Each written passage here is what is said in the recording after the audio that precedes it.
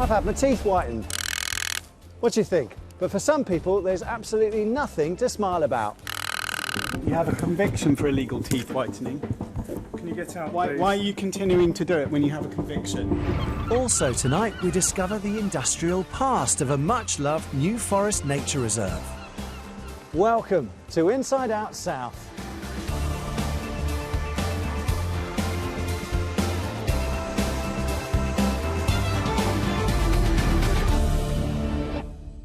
Hello from the alleyways of Basingstoke. More on teeth whitening in just a moment's time. First though, how can you end up in court over something you didn't even sign up for? This is the story of the Hampshire company, which has successfully sued scores of its own customers when we think it's the business that's at fault. Watch your heads.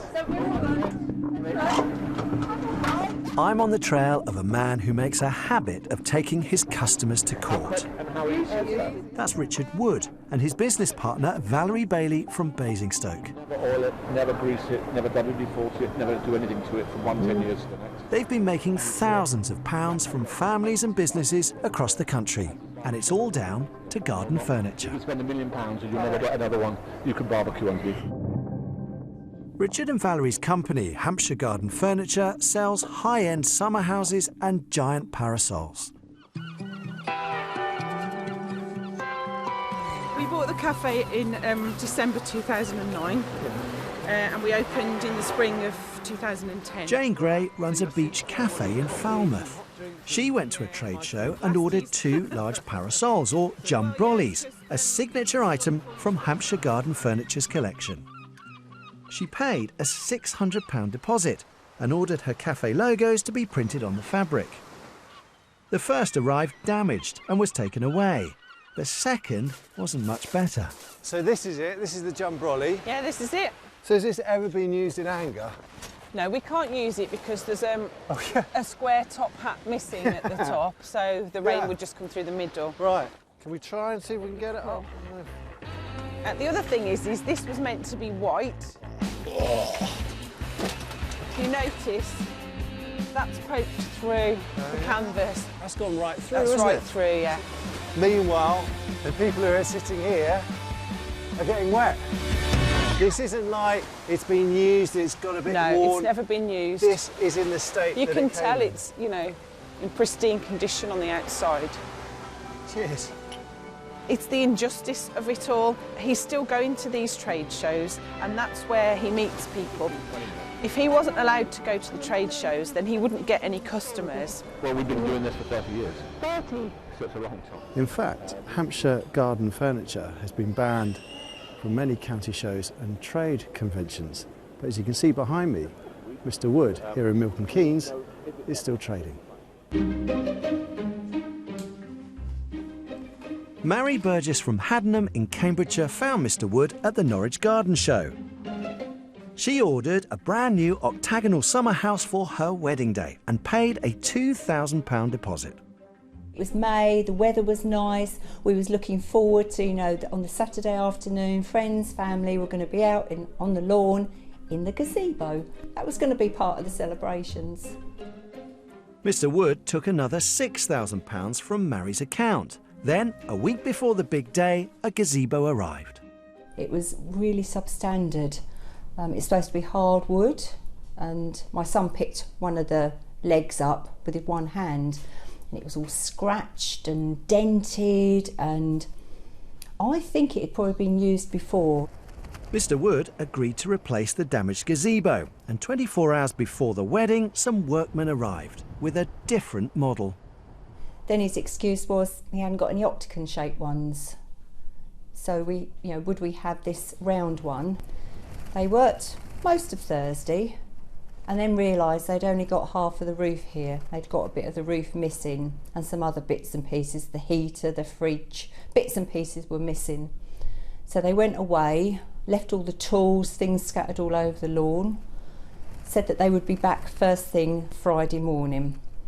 Bear in mind, we were getting married Friday afternoon. No one did ever turn up. We went off and got married. We didn't have a gazebo, obviously, for the wedding. And at that point, we were thinking, OK, we're £8,500 out of pocket. Many months later, they eventually did get their money back from the credit card company. Mr. Wood said to us that Mari was clearly unhappy, and he offered to replace the original delivery, and that he had found her a replacement. He said she then wanted to cancel the whole order, and that he's heard nothing since. So, plenty of allegations of poor quality goods for loads of money. But some people don't get any furniture, and they still end up in court. Mrs. Lewis is having this carpet. Cheryl Squibb runs a home furnishing and carpet business. Delivery in for a week Friday, please. She wanted to spend her hard-earned cash on a nice summer house for the whole family to relax in. She was looking for something like this, but the ones being offered by Hampshire Garden Furniture came with a big discount. I just wanted to know a little bit more about them. Was advised that a site survey would be done to confirm that I could have one. I was asked to sign a document to have a survey and to secure a £4,000 discount. After the show, there was bad news. Cheryl's grandson was taken seriously ill with meningitis. Understandably, her priorities changed. I cancelled the appointment on the proviso that I would rebook, but in all honesty, my brain was all over the place. We were in turmoil with the news that we'd been given. I didn't think any more of it. What happened next? I received a letter from Mr. Wood saying that I had signed a contract, I was liable for the summer house, it was on its way, and he wanted his payment. Even though you thought you'd only signed a site visit for him to come down and see if I did only sign a site visit, I didn't sign an invoice. I am a professional person myself, so I do know about contracts and invoices. It was not an invoice that he gave me to sign, 100%, it was not an invoice. The first time I saw this was... Despite her protests, Cheryl ended up in court, where Mr. Wood produced a full order document apparently signed by Cheryl. How do you think your signature is on an order and invoice document? I don't know how it's been done, but it was done without my knowledge at all. I've done nothing wrong. I work hard for every penny I've got. I've built my own business over 10 years and gone without everything. And now I'm having to pay this man. Do you actually make an appeal today? It doesn't come as a pit to you then? No. We've spoken to a number of people who've told us the same story, that they thought they were signing up to guarantee a trade show discount, only to discover it was a contract they couldn't get out of. Mr. Wood told us he didn't believe anyone would sign an order by mistake and said he was obliged to take people to court because these were bespoke items difficult to resell. This is our first day of the year. Wow. And it's the only one we give the 4,000 discount on anyway, so you wouldn't get it all. Actually, he offers this discount at every show. I can put a solid there, as well as the back. Time to find Mr. Wood's factory and have a closer look at the jumbrollies and gazebos so many people are upset about. The workshop in Andover should be easy to find because it's got a giant logo on the side of the building. This is Hampshire Garden Furniture's fabrication centre. However, the only thing that seems to be fabricated here is the sign. Look, it's photoshopped on. Mr. Wood says he always intended to put the logo on his unit, but discovered the landlord wouldn't allow it. By the time he found out, it was too late because brochures showing the Photoshop logo had already been printed. The landlord told us it was clear in the terms of the lease that signage wasn't allowed, and Mr. Wood should have known that. And at the end of the website is all the testimony. Mr. Wood didn't want to be interviewed for the programme about the trail of unhappy customers left in his wake who claimed they were either misled about what they were signing up for or who had received the wrong items, damaged goods or nothing at all. Mr. Wood claims he's only taken 90 people to court over the last 10 years and had good reason to do so. We've spoken to similar businesses, the same size as Mr. Wood's, who say they've never taken legal action against anyone. As for Mr. Wood's customers, well, they say they've lost thousands of pounds and regret ever doing business with Hampshire Garden Furniture. Definitely don't buy one, just keep walking. Just really keep walking. And yes, I'd probably floor him if I see him now.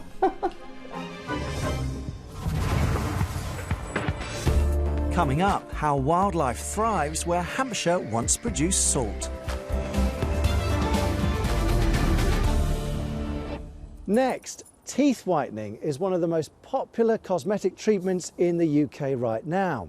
But did you realise it's actually illegal unless it's carried out by a qualified dental practitioner?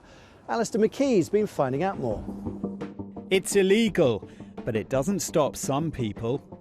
And do the public really know the dangers? If it's privately with a dentist, it'll cost a lot, so I'd much prefer to go with someone who does the job for cheaper. I've had a go myself. Cheap teeth whitening. I've done an hour's training and caught up with the repeat offenders. You have a conviction for illegal teeth whitening. Can you get out? Why are you continuing to do it when you have a conviction? Debbie has always looked after her teeth and wanted the perfect white smile. But she had her teeth whitened by someone who wasn't legally qualified to do it, with disastrous results. The whole of my mouth hurt. I do have quite a high pain threshold. I'm very good with pain, but it hurt. I couldn't stand it anymore, and I had an emergency appointment at the dentist, and they told me that I had an abscess deep down, and from what they could see from the x-rays, it had done quite a lot of damage. By the time I went back, the damage was so severe that I didn't need anaesthetic to have 2 root canals done. Debbie had a small hole in her tooth, which meant she never should have had her teeth whitened, something a dentist would have picked up on. That's why, by law, only people who are qualified in the dental industry can carry out teeth whitening. But we've found dozens of places offering it against the law, like the mobile technician who whitened Debbie's teeth. I told her that they'd informed me that she'd acted illegally, and that I was absolutely looking to cover the cost of any treatment. And then the trail goes cold. That was it. The General Dental Council prosecuted Jasmine Jinks from Malmesbury in Wiltshire. The GDC is cracking down on illegal teeth whitening and brought 32 cases in 2015. But that's just the tip of the iceberg. Lots of unqualified people are offering it illegally. We went undercover and made an appointment online through a franchise called LA Teeth Whitening. It's pretty pricey though, almost 200 quid, so we're expecting top quality. Our undercover reporter was sent to this place in Royal Wootton Bassett, and things already seem a little odd as the consultant goes by 4 different names. Hi there, I'm here for an appointment at 1 o'clock. Thank you. Okay. He's actually called Jason Edworthy. So what does he tell our undercover reporter? And what would a bona fide dentist make of our footage? Tried any whitening before? No, I haven't. So this is let's have a little look. It's a nice big smile for me. So is he putting his fingers inside her mouth? Yeah. And this guy isn't a dentist, is he? No. It's got to be a dentist to perform any dentistry, or even put your fingers inside somebody's mouth and examine them. So what he's doing there isn't legal? No. So his fingers have been in the patient's mouth and now he's rubbing them over his head. Not recommended? Not really. Cross-infection side of things doesn't appear to be up to standards. Is it a peroxide you use? What is it? It's basically chlorine dioxide. He says he's using chlorine dioxide in there. You made a face, does that worry you? Chlorine dioxide is dreadful. The way it works, it's actually etching the tooth, so it roughens the surface of the tooth, so it's permanently damaging the surface of the tooth. Is it dangerous? It's not dangerous to do. No teeth whitening is dangerous. But are you in the dental profession? Or? Well, we are, because we're we do the cosmetic whitening, but we can't do dentistry because we're not dentists. So this guy's admitting that he's not a dentist. It's a dental profession. He says a dentist profession. And also, you don't have to be a dentist to do tooth whitening, but the act of tooth whitening is dentistry, which means you have to be a registrant of the GDC. Okay, so he is performing a dental treatment. And that's not allowed? No. We made an excuse and left before he got his chemicals out. But you'll be seeing more of Jason, or is that Dean, or Kirsten, or Jay later. So how easy is it to set up your own illegal teeth whitening operation? Well, it's simple. You can buy the kit online and then do the training over the phone. So that's what we did for the bargain price of £500. A little bit concerned by this wire. It doesn't look very new or safe. I'm not sure electrocuting patients is going to be part of the plan. At least the operation manual is plain and simple. The new model of power supply makes sure steady power output and long-time continuous working even in some cities and places with mutative voltage. Oh, look at that. I know, I should have had my protective goggles on. We're making light of this, but remember, what I'm training to do is illegal. Right, it might make reading the instructions quite hard with these. We've also been directed to a training manual online which suggests using hydrogen peroxide with strengths ranging from 6% to 40%. Bear in mind, the maximum that dentists are allowed to use is 6%. Quite what 40% hydrogen peroxide would do to you, I don't know. The kit is shoddy. But what about the telephone training? I've asked Tim the dentist to be on hand when I ring Dan from Teeth Whitening Training Bristol. Hi Ali, how are we doing? Yeah, really good, thanks. How are you? Excellent. We're going to start off with the bounce retractors. Teeth together. Yep. I haven't managed to find any gloves, because I probably should be wearing gloves, shouldn't I? Yeah, you can do if you want. All right, so I don't have to wear gloves. No. I'm slightly concerned that you haven't gone through any of the dental history with me on the phone. You're not allowed to, that's illegal, that's dentistry. I think what I'm going to recommend is that you have some face-to-face training, Alice. I don't think you're competent enough. I wouldn't like to certify you in this treatment, actually. No, I'm not sure that you're competent enough, Dan. We're actually filming this for the BBC. Okay. Well, I've got a dentist with me now who's not entirely impressed with what he's hearing. To perform tooth whitening is actually an act of dentistry, so you have to be a registrant of the General Dental Council, and that's the law. As you're very aware, the law is a grey area because teeth whitening is misunderstood. It's misunderstood, it's against the law, and you're encouraging it, Dan. We're going to say goodbye now. So I've sort of done my training. I've got all the kit. It'll be interesting to see if anyone will let me whiten their teeth with Al's Pearly Whites. Cheap teeth whitening. I've done an hour's training. Oh, sir, can I interest you in incredibly cheap teeth whitening? I'm highly unqualified. Just doing some teeth whitening to match that smart look. You need to have a qualification and know what you're doing and stuff, because you don't know what these people are doing to your teeth or your mouth or what products they're using. They can tell you it's safe and it's not. I'm not qualified as a dentist. Would that put you off? off? No, it won't put me off, no. If it goes wrong, doesn't it? I've done at least half a day's training on the internet. You've got no chance, mate. Are you interested in it? You don't trust me? I didn't manage to convince very many people, but some are better at blagging it than me. Remember the illegal teeth whitener we caught on camera? Well, it turns out he's been previously prosecuted in 2014 after he burnt a client's gums. Time to pay him a visit, so I've booked in for a consultation back to Royal Wootton Bassett. 10 minutes into my consultation and I've heard enough. It's time to tell him who I am. From the BBC. My name's Alistair McKee. I'm from Inside Out West. Can you get why are you performing illegal teeth whitening?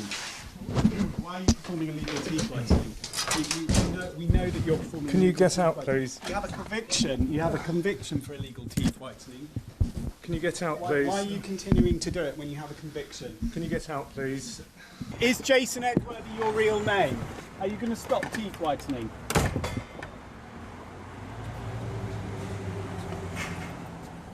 He was clearly ready to whiten my teeth. He already had a little poke about in my mouth and told me how brown my teeth were. Clearly, this was something he was definitely intending to do. Mr. Edworthy is definitely going to carry on whitening teeth. But perhaps not today. And if you've had a terrible time with your teeth, drop me an email, jon.cuthill@bbc.co.uk. Finally, it's a beautiful part of the south, visited by hundreds of thousands of people every year. But beneath the peace and tranquility of the Lymington to Keyhaven Nature Reserve lies a story of industry and wealth that helped shape the south.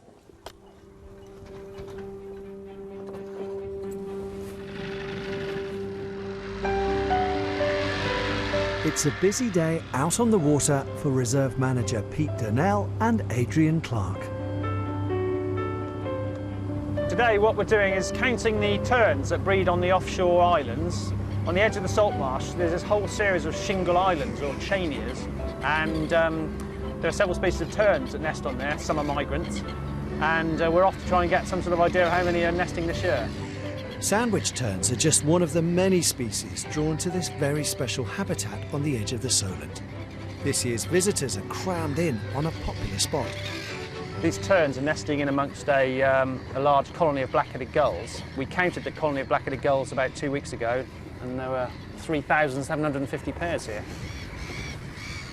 Time to watch where we step. Be really, really careful, because there may be some chicks, but the eggs are very well camouflaged, unsurprisingly, so just be aware, yeah. With Pete's keen eye, we soon find our first egg, perfectly blended in with its surroundings. And a chick also doing its best to remain hidden from any predators. With so many scrapes packed in together, Pete has a trick to help avoid any double counting. Right, so, 1. Dried pasta. 2. 3. 5. 28, 29. 31. Leaving Pete and Adrian to finish the count, I move inland to the low-lying lagoons. It's a unique habitat, a halfway house between sea and freshwater. Popular with visitors and wildlife. The chance to see egrets on the prowl, or catch a rare glimpse of an adder swimming across a brackish brook.